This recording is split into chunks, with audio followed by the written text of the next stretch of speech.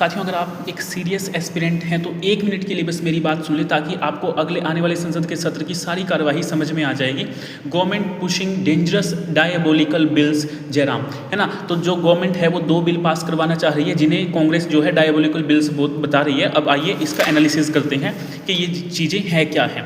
ध्यान से समझिए कि analysis of delimitation and dismissal bill, ठीक है, ये 2 चीज़ें गवर्नमेंट जो है लागू करना चाह रही है, और इसका ट्राई गवर्नमेंट ने अप्रैल में भी किया, जो अप्रैल में संसद का सत्र चल रहा था उसमें भी किया, लेकिन ये बिल फेल हो गया क्योंकि 2/3 बहुमत से ये बिल पास नहीं हुआ था।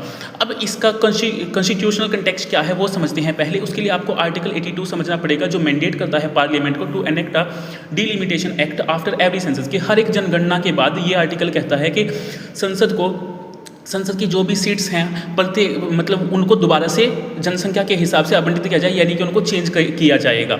आर्टिकल 170 सेम चीज़ स्टेट्स के लिए बोलता है, deals with the composition and delimitation of state legislative assembly, यानी कि हर जनगणना के बाद स्टेट की भी जो सीट्स होती हैं उनको दोबारा से आवंटित किया जाएगा सभी राज्यों को, और ऐसा ही पूरे देश के लिए भी आवंटित किया जाएगा जो लोकसभा की सीट्स होंगी।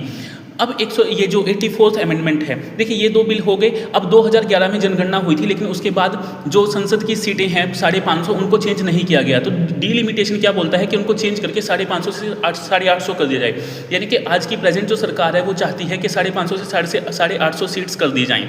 और डिसमिसल बिल ये बोलता है कि अगर कोई भी मंत्री हो, या चाहे वो प्राइम मिनिस्टर हो या मुख्यमंत्री हो, अगर वो 30 से ज़्यादा दिन यानी कि 30 दिन कंटिन्यूसली अगर जेल में रह जाता है तो 31वें दिन वह अपने आप ही यानी कि ऑटोमेटिक अपने पद से हट जाएगा। तो ये 2 बिल सरकार इंट्रोड्यूस करना चाहती है, लेकिन अपोजिशन इनको लगातार अपोज किए जा रहा है।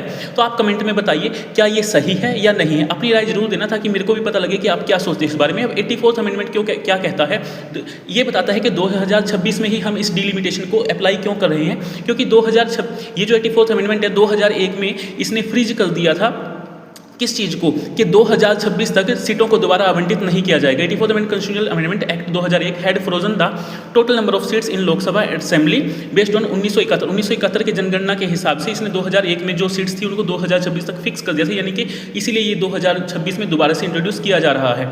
अब देखो इसका जो डिसमिसल बिल है, इसका एक और अल्टरनेटिव हमारे पास section 8 of the representation of the people act 1951 already है, जो डिस्क्वालीफाई करता है पद से अगर कोई भी मंत्री 2 साल से ज़्यादा जेल में रह जाता है, यानी कि 2 साल की अगर उसको सजा मिलती है। तो गवर्नमेंट ये क्यों लाना चाह रही है, अपोजिशन का कहना है कि ये गवर्नमेंट ऐसा करके जहाँ पर सरकार नहीं है सेंटर वाली, वहाँ से वो उसको ख़त्म करना चाहती है। आपका इसके बारे में क्या कहना है ज़रा बताइए। और अगर आप ये नोट्स चाहते हैं तो ये बायो में मैंने एक लिंक डाला हुआ है व्हाट्सएप ग्रुप का, वहाँ से उसको ज्वाइन कीजिए व्हाट्सएप चैनल को, आपको वहाँ पर लिंक ये सारी चीज़ें मिल जाएंगी नोट्स। धन्यवाद।